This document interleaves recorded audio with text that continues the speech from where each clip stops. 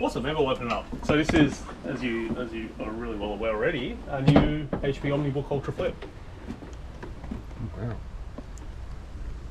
Alright, so this is just a demo unit. Alright, let's maybe play around with this. So you're already pretty familiar with the naming, right? So we have moved away from Spectre and Envy and the brands that everyone's known and loved for a little while. We're now launching our OmniBook range. The beauty about this is it's all going to be quite consistent around the lineup moving forward.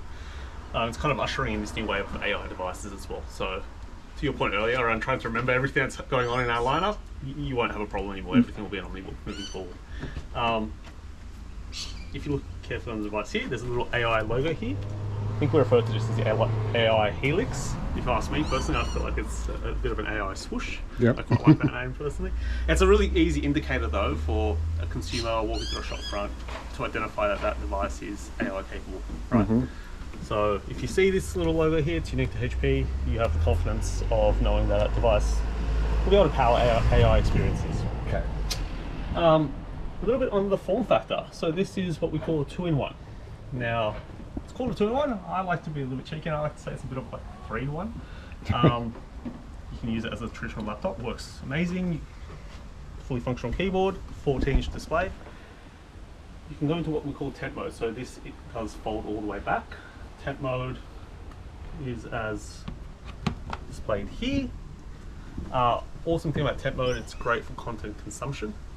So if you want to kick back, watch a movie on Netflix, or you've got family and friends around, you've recently been traveling, want to show them all your photos, amazing mode to transition into, to have everyone cuddled around and sharing your experiences with them. Takes up a lot less room on the table as well when you're in tent mode. You don't have the keyboard sticking out, it's folded in, so it's a lot more space conscious. And the last mode is tablet mode. So pretty self-explanatory. Push it all the way to the back and it turns into essentially a tablet. Now I'm not the most artistic person myself, so I'm not really in this mode a lot, but if you are a designer, perfect for sketching, perfect for designing and being creative. But if you are like me and you are, your creative juices aren't flowing everywhere, you can use it for note-taking, doodle on the page, and again, you can just transition between all these modes very easily. And does it come with a stylus included, or is that an optional Sold extra? separately. Okay. Yes. Awesome. Now, we touched on the screen. It is a 14-inch screen. This is a 3K OLED display, so very high resolution, very vivid, bright colors, perfect blacks with OLED, which is awesome. It has what we like to call 90% screen to body ratio. I don't know if you're familiar with the screen to body ratio term. You are? The way I like to describe it anyway is like what you're looking in front of you, what you're seeing in front of you is 90% screen, 10% bezel, right? So the benefit of that is not only do you just get a really nice big display, micro bezels, but it's the bezels that kind of add to the size of the device, right? It's a 14-inch, you compare it to another 14-inch, they're going to have 14-inch displays between the two of them. That's not going to change. Or what will be different is the thickness of that bezel. The thicker it is, the more space the device kind of takes up on your desk. So you're getting a really ultra thin bezel in this device, takes up barely any room on your desk, in your backpack, super compact, 1.35 kilos. So if you pick it up, it's quite light, easy to travel with on the go. Yeah. Now, let's dive into the camera real quick. So, this has a 9-megapixel camera. Now, a little bit on the camera, if we just go back a couple of years, we still had devices shipping or in market with 1080p cameras. And I don't know about your experience, but if you ever tried to use a webcam where you load yourself up and you just see a grainy image, that was probably on a 720p or a 1080p webcam.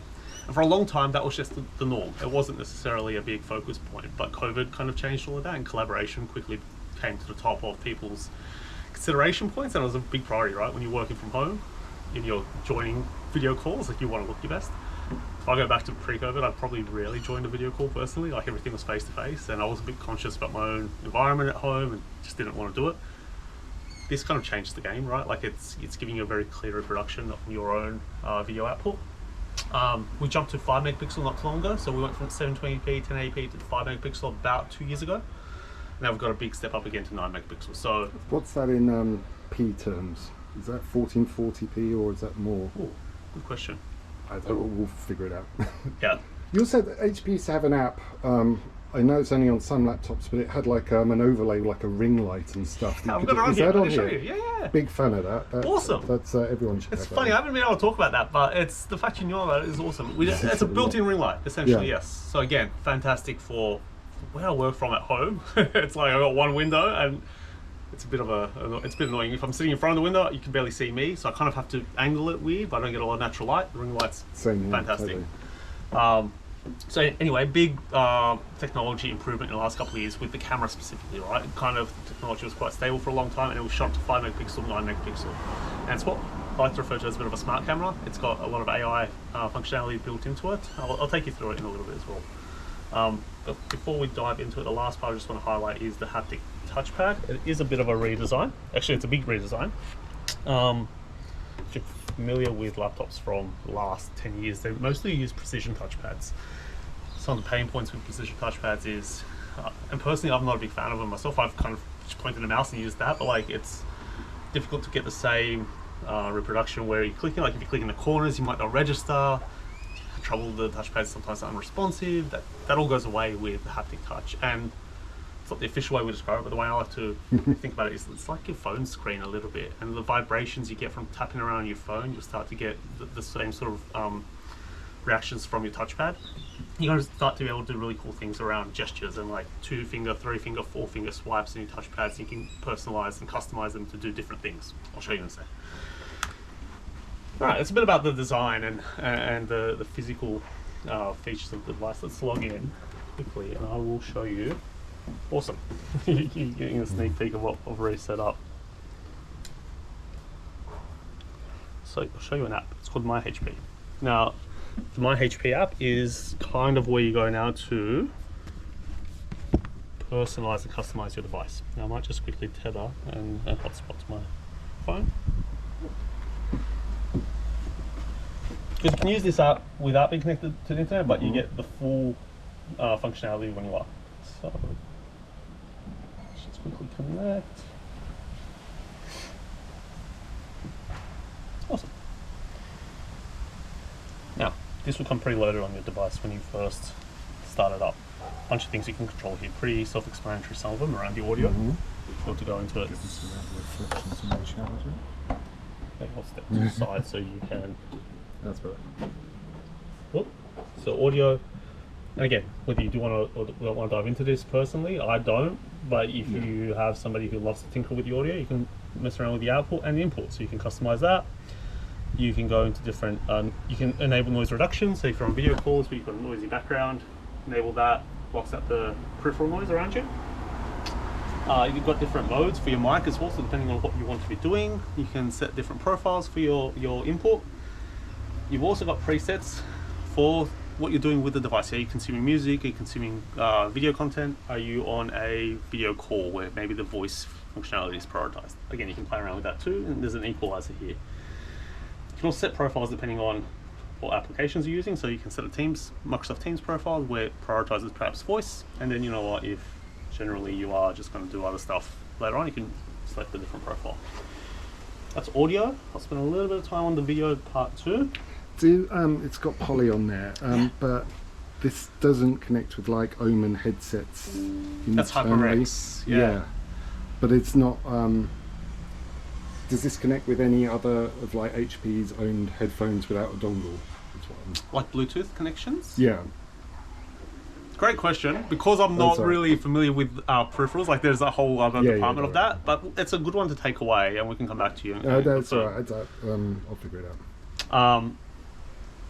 On your point around poly, we used to have that Bang & Olufsen partnership. Yeah. Now it's literally all poly technology in this, which is amazing. We've got a really good suite of poly accessories, and the same sort of functionality you expect from them will start to weave into the device now, which is awesome. So in the video experience here, kind of starting to personalize how your camera works, right? You see my name's already up on the screen as a watermark. You can change that. You can go to the settings here. You can go into the scene variables and start to customize what you want on your watermark, if anything. Like you might find that I don't want to share any of my details. I just want to have my face, so you can completely remove that. You can adjust. Actually, maybe you can answer a question I've been having for a while. If you're using something like Zoom, where does the like blur and all these effects actually come in from? If you set it up in zoom, does it? Well, you can set up in here, and it will actually move over to Zoom and Teams. Okay, you and set it Zoom will once get it here. automatically. Okay. So that's one of the benefits of this, right? You set it once, forget it. And we use Teams at work, but I know sometimes I'll join a Zoom call or join a Google Hangouts call, and it does get a little bit tedious having to put the background blur on every single time. Set it once and again, forget. You can play around with the resolution here. This is at 2K at the moment, but you can scale down. You've got auto framing. Might be familiar with auto framing. It will just literally keep you center frame, which is awesome. Sometimes a bit jarring because maybe you might be fidgeting a bit and you might, not want it to keep following you, so you can just turn it off. But the intent is, I guess, to make virtual video calls a lot more like face-to-face calls. We're not robots in real life where, there's movement involved. You can set the background blurs here, so you can set a bit of like a bokeh finish here, which is quite a light blur. You can go full on if you want, and there's a slider to adjust even how full on that blur is, and you can even go green screen mode if you wish. Ooh, that is handy. Or you turn it off. There's also a bunch of filters preloaded into this. So you can go to the filter gallery, again, a bunch of filters in here. Feel free to play around with them, set them. Don't have to if you don't want to. And there's even a bunch of like image adjustments around the brightness, saturation you can play around with as well. Again, set it up once in here, and you just know that when you join a Teams call, it'll filter through. Display control, probably spend the least amount of time on this. It's adjusting your brightness. Settings, you can have a bunch of modes. You can play around with this manually. You can also enter HDR mode. Bit of a drain on the battery, but a really awesome reproduction color reproduction when you move to this mode. System control. This is personally, I think, one of the coolest parts about this. Have you ever had an experience with a device where the fans are making a lot of noise and you're like, I just want this to calm down for a bit? You can control that in the system control section here. So there's a bunch of different modes between balanced, cool, performance, power saver, and quiet mode. So again, you can force the fans to be quiet if you wish. If this is all a bit too much, which for some people it is, you don't want to be tinkering around with this. You just go to Smart Sense, and the AI chip is smart enough to detect what you're doing and what's the best profile to adjust to. You can also do focus mode, which, if I have things in the background, hard to do this with one hand, it will dim the background to again preserve battery and just extend your battery life. Turn that off and you see bright runs everything up. So again, probably not really focusing on things in the background anyway when you're working, so it's a good thing to keep on. But let's just turn it off for this case. Go back to home. Touchpad, we've touched on a little bit. All right, there's gestures in the touchpad as well now. So you have to enable them here. But swiping up and down the right side lets you control the volume, as you can see there. Swiping up and down the left side lets you control the brightness. If you go to adjust the feedback intensity, it brings you into the touchpad settings within Windows.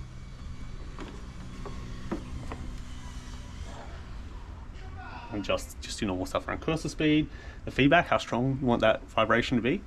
If we scroll down a little bit, you can see there's 3 and 4 finger gestures here. So by default, I think it's set to switch between apps and show desktop.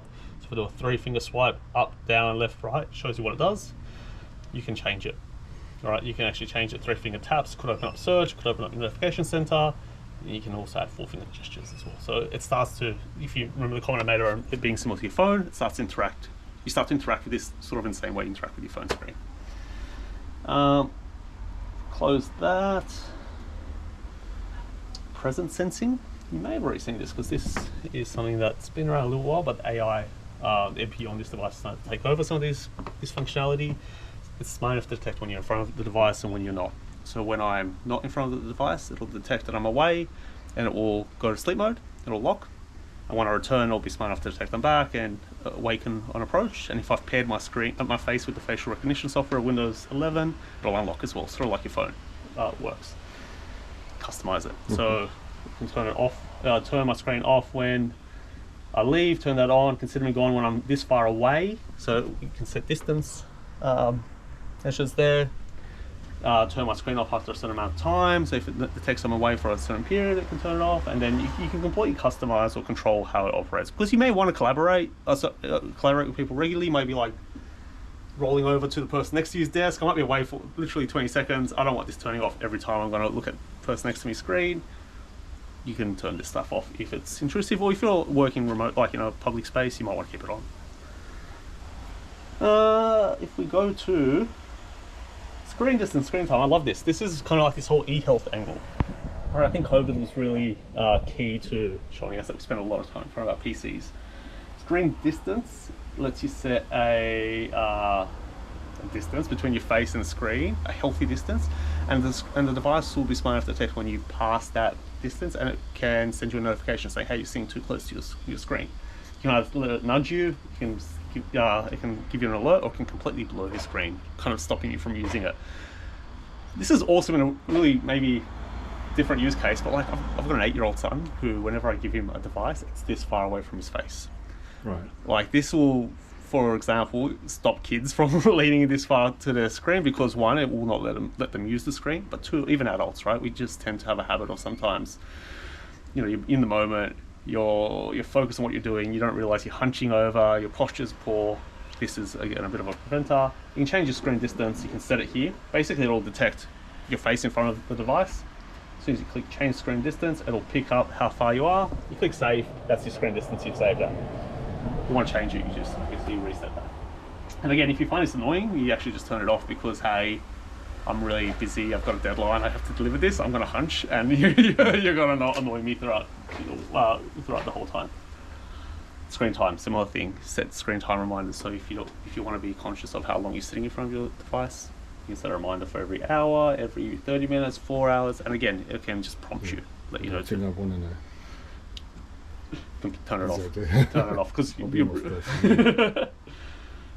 the last one is gestures. So it's funny.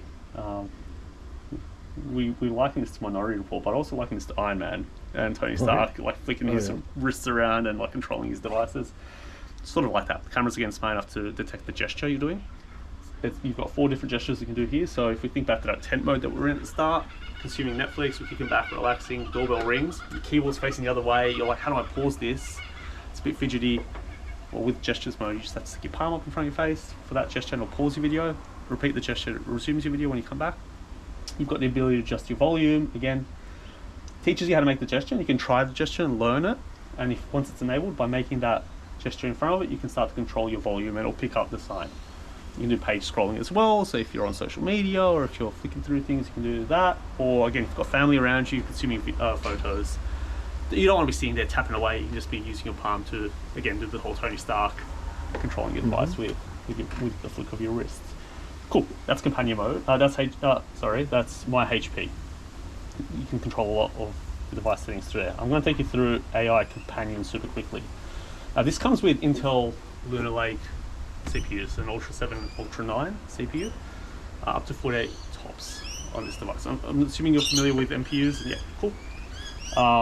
Benefits of this obviously is it can run AI language models locally as well. So the concerns around ChatGPT being in the cloud and what you're asking it questions wise, you don't have to have as many concerns around this. The questions that you ask this are going to be locally stored on the device. I stumbled across a social media video the other day of like someone realizing everything I've asked ChatGPT is public, and all the questions like that they had put out there exists somewhere in some server, and it's true. Like it gives you that peace of mind that the embarrassing questions you're asking about framed by email to make it sound politer, that's all publicly stored. Locally stored. You've got the Discover page, which is kind of like a little bit of it uses ChatGPT 4 here as well as the language model behind this, but you can ask it questions. You can ask it things like if you play around ChatGPT, it's the same sort of questions to ask this. Create me a meal plan. I want to start exercising. What's the best exercises to do? I want help with whatever. Right? You can use this as your own AI chatbot. There is an analyze section here, which I encourage you to play around with. It will start to let you work through your own files on the device and let you optimize that. And there's a performance section too, where again, you can almost use the AI on this software, the AI companion. It's a bit of like your assistant. So again, you can set your brightness yourself, you can adjust your volume, or you can just tell it to do that for you here. So it's got some prompts already: remove the background noise from a speaker, enable noise suppression. It's got some prompts of what you can ask it, but you can just go nuts. Like instead of tapping to settings, finding the right section to go change the touchpad, the vibrations, you can just ask it, hey, set the vibrations on my touchpad to the lowest. Boom, it'll do it for you in the background. It's almost like a bit of an assistant. Must have made that gesture, as you can see, volume down. That's AI Companion. Really encourage you when you open your device, play around with this. It won't be crazily unfamiliar if you've used ChatGPT in the past, but it's all locally done using that NPU. The other one I want to touch on, and this is I've got it here actually, not the one I want to talk about, but it does have the ring light, which I'm going to pop up. Awesome, that doesn't change anywhere. I've got a bookmark, I've got it pinned on my tab, but you can find it in the settings, it still exists. The other one I want to touch on is, are you familiar with Intel Unison at all? A bit. Yeah, awesome. This is actually a really cool bit of software that, again, I don't think we at HP and Intel have also probably talked about enough, but it is phenomenal. What phone do you have if you don't mind? Android.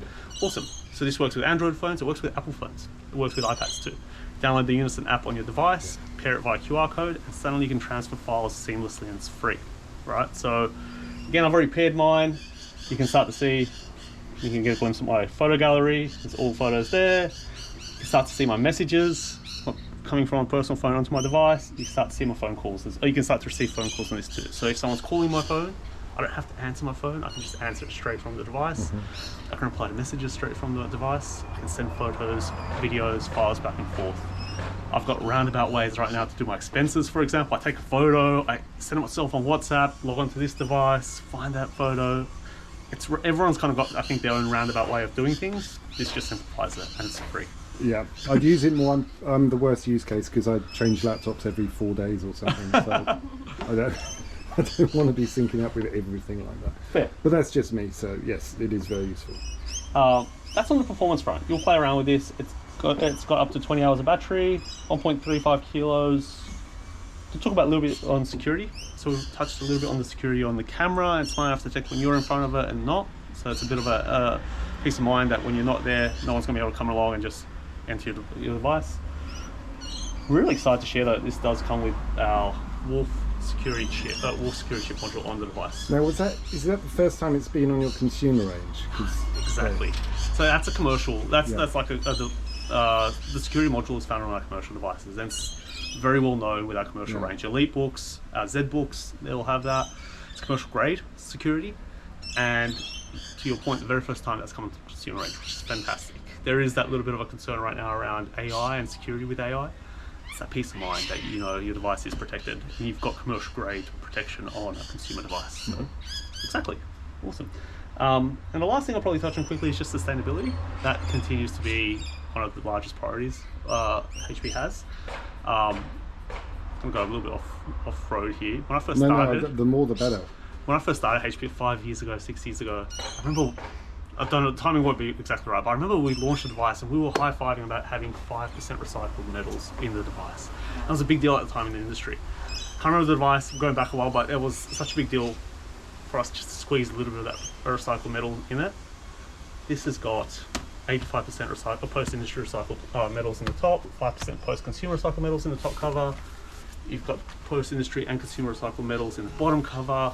The keyboard and the keyboard caps and the scissors beneath this have consumer recycled plastics, and you've got ocean-bound plastics in the bezel as well. It's at the forefront of our mind. The packaging, sustainably sourced, fully recyclable as well. You won't find plastic sleeves in there as well, so it's huge focus. You might be familiar with Stacey Wolf from HP. I've met him, yes. Fantastic. I saw a post from him the other day on LinkedIn about how we're moving away from mining virgin metals, and I didn't really know too much about it at the time, so I looked into it a little bit, and it's all about this whole keeping the metals and the plastics within the ecosystem and not going out and putting all this pressure on the planet to harvest new metals. And what's old is now new again. So it's an awesome, I think, just an awesome kind of mission that we're going down, and I think you can expect to see that consistent throughout our range moving forward. Do you have any questions on the device? Not really. I mean, I've spent some time with it in America recently, so I'm pretty ahead on this. Awesome. Really, I guess, just looking forward to actually getting some scores off it. I mean, what's the official battery life? Do you know, or is it? I know it varies on a million things. But 20 hours video playback. Okay. Yeah, I think we've done. Might have to wait for the press release. No, but I think there is 6. It's a good ballpark figure. Yes. I used a few other tests as well, so it's good to know the official one. Cool. Awesome.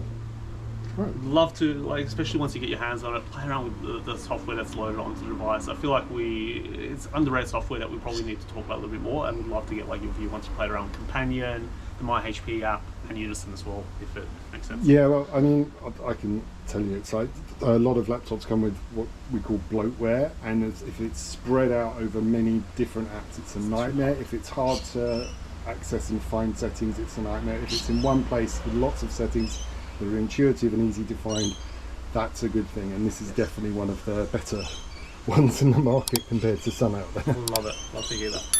Cool. Awesome. Thank you very much.